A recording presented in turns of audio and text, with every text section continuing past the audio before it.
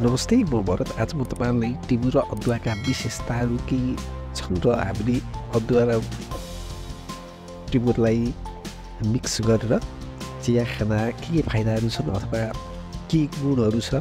हुन त अदुवा र टिमुर भनेको आयुर्वेदिक दृष्टिकोणले पनि फाइदा भएका चिजहरू हुन्। टिमुरले हामीमा मानव शरीरमा भएको एसिडिटीलाई कम गर्छ अथवा विभिन्न रुगाखोकीहरू अन्य कुरामा प्रेसर सम्बन्धी राम्रो हुन्छ भन्ने गरिन्छ भने अदुवाले पनि एकदमै राम्रो हुन्छ। जस्तो पेटदेखि कम हुने अनि गरेर जस्तै थकानलाई अलिकति सहज बनाउने, रुगाखोकी कम गर्ने यस्ता धेरै फाइदाहरू छन्। त्यसैले हामीले आज अदुवा र टिमुरको सँगसँगै किसमिसको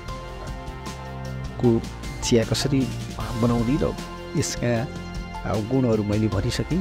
डिटेलमा तपाईँहरूलाई कुनै अर्को भिडियोमा बताउनेछु। र यति चिजहरूले हामीलाई चिया कसरी पकाउने आउनुहोस्।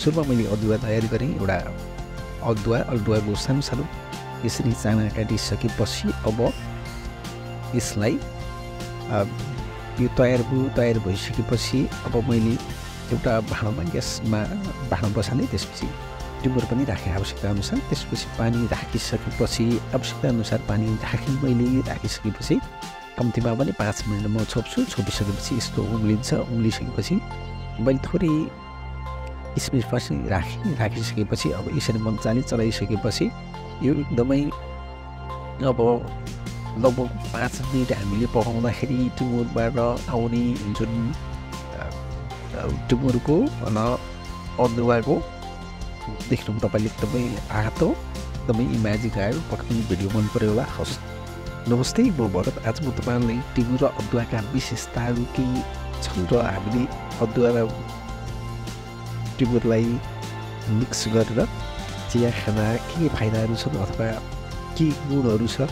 हुन त अदुवा र टिमुर भनेको आयुर्वेदिक दृष्टिकोणले पनि फाइदा भएका चिजहरू हुन्। टिमुरले हामीमा मानव शरीरमा भएको एसिडिटीलाई कम गर्छ अथवा विभिन्न रुगाखोकीहरू अन्य कुरामा प्रेसर सम्बन्धी राम्रो हुन्छ भन्ने गरिन्छ भने अदुवाले पनि एकदमै राम्रो हुन्छ। जस्तो पेटदेखि कम हुने अनि गरेर जस्तै थकानलाई अलिकति सहज बनाउने, रुगाखोकी कम गर्ने यस्ता धेरै फाइदाहरू छन्। त्यसैले हामीले आज अदुवा र टिमुरको सँगसँगै किसमिसको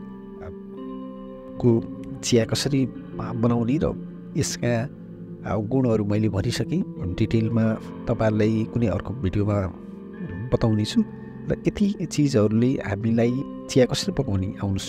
सुरुमा मैले अदुवा तयार गरेँ। एउटा अदुवाको सानो सानो यसरी चाना काटिसकेपछि अब यसलाई यो तयार भइसकेपछि अब मैले एउटा भाँडा बसालेँ। त्यसपछि टिमुर पनि राखेँ आवश्यकता अनुसार। त्यसपछि पानी राखिसकेपछि आवश्यकता अनुसार पानी राखिसकेपछि कम्तीमा पनि 5 मिनट म छोप्छु। छोपिसकेपछि यस्तो उम्लिसकेपछि मैले थोरै किसमिस पछि राखिसकेपछि अब यसरी मजाले चलाइसकेपछि यो एकदमै अब लगभग 5 मिनट हामीले पकाउँदाखेरि टिमुरबाट आउने जुन टिमुरको र अदुवाको देख्नु तपाईँले एकदमै आँतो एकदमै इमेजिङ आयो। पक्कै भिडियो मन पऱ्यो होला। हस्।